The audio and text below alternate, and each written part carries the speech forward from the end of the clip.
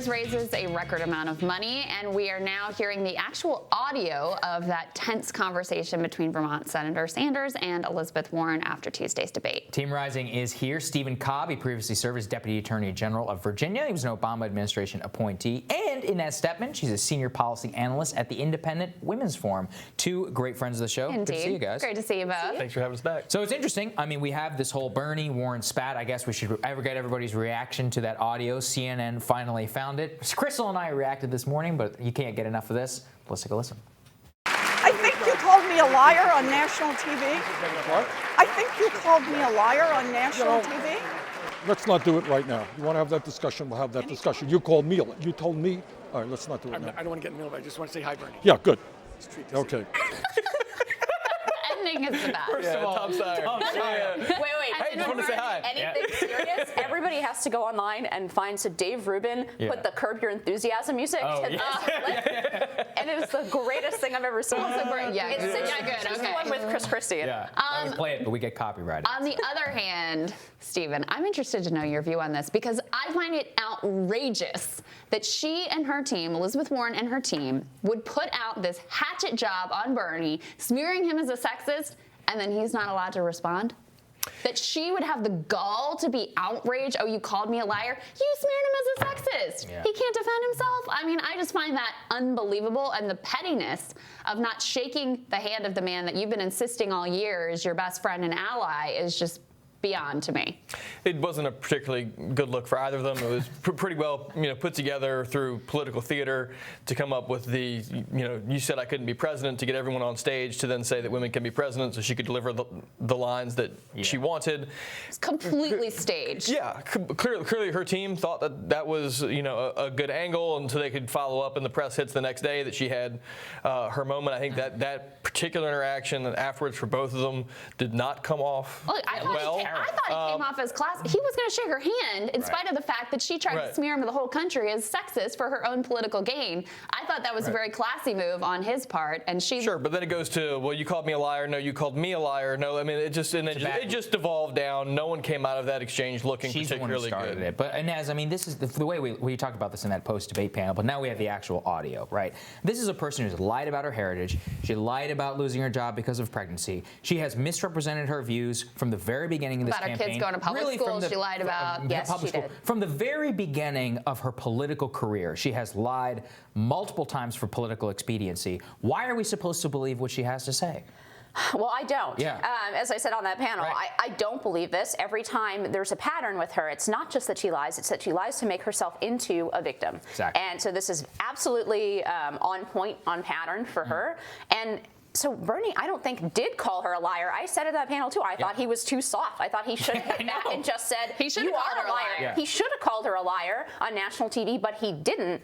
And then the fact that she was outraged about that, I honestly, maybe I even think that part of it is staged at this point. Exactly. I think it was. She pretended to be outraged about it. Yeah, maybe she thinks it gives her more credibility, but this to me rings completely false. I know none of us really know what happened in that room, but this whole thing rings completely false, and it is on pattern for her. Could you speak more about that, just like the victimhood mentality that she's tried to exploit? Because I think that's really important to point out, and it's something that is cynically used by so many people with the elite media who totally buy into it. Well, there's a division between identity politics and socialism in the Democratic Party, and as far as I'm concerned, it's like Henry Kissinger, right? It's a pity they can't both lose, but I think that this is a really cynical way to use identity politics, right? And clearly she thinks that this is going to help her. I don't think it will, exactly because she has that authenticity problem. It's her biggest problem, and you can't make claims like this, especially, look,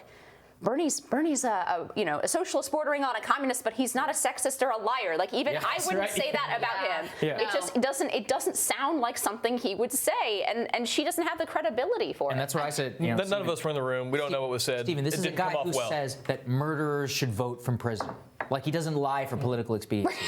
You know you're what I gonna mean? lie about He literally is anything. like, yeah, we should. Which, by the way, is insane. But he thinks that. I disagree, but we'll hold that one but for that's another what I'm day. saying. He believes these things and he says them out loud. I just don't think that this is something he would say.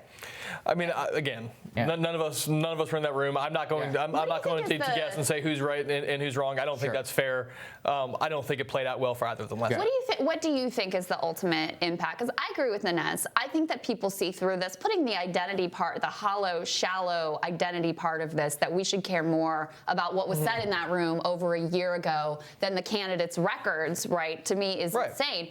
But putting that aside, what do you think is the impact? I think most voters look at this and they see it as exactly what it is, a cynical political move and a betrayal of your friend, which doesn't sit well with people. So, she thinks she had a moment. The media is certainly pumping her up and saying this was you go, girl. I think it's something that takes a hit for a media cycle and then does not translate into votes in either Iowa or New Hampshire. Well, so that's the interesting thing, right? Which is the Bernie Sanders campaign announced, I think they've raised $4 million as a result of this whole from 200,000 contributions, 25 of those 1,000 new donors. So what you can surmise from that, obviously, is that his most committed people were very outraged. Right. I mean, actually brought in quite a bit more. I guess let's talk politically here, Stephen, which is that ultimately, do you think that this helps the Biden campaign? Because that has really been the criticism from a lot of people, which is like, look, both of you guys are hashing this out. This is a negative news site. Remember, how did this weekend start out? Iraq war. John Kerry had to get trotted out there and defend the Iraq. If you are arguably the front runner or a front runner, and you go into a debate where everyone is taking pot shots at each other, and you can kind of rise above the fray, you get to come out the winner. That is generally how most people view those debates. And so to the extent that there were numerous times where Elizabeth Warren and Bernie Sanders were taking shots at each other, going after each other after the debate even ended, and the former vice president gets to be the statesman of the group, that's a good day for the former vice president. I mean, and that's why you have progressive groups coming out today and saying, let's have a truce, let's have a ceasefire. But I can tell you, Sanders folks are not ready. They're not feeling a ceasefire or a truce right now because in their view, even light criticism of Elizabeth Warren or drawing policy distinctions. I mean, I've taken so much heat just for talking about her stance on Medicare for all or talking about their different coalitions. This was supposedly completely out of bounds. Then she goes scorched earth and everybody's just supposed to say, okay, let's move on. Yeah.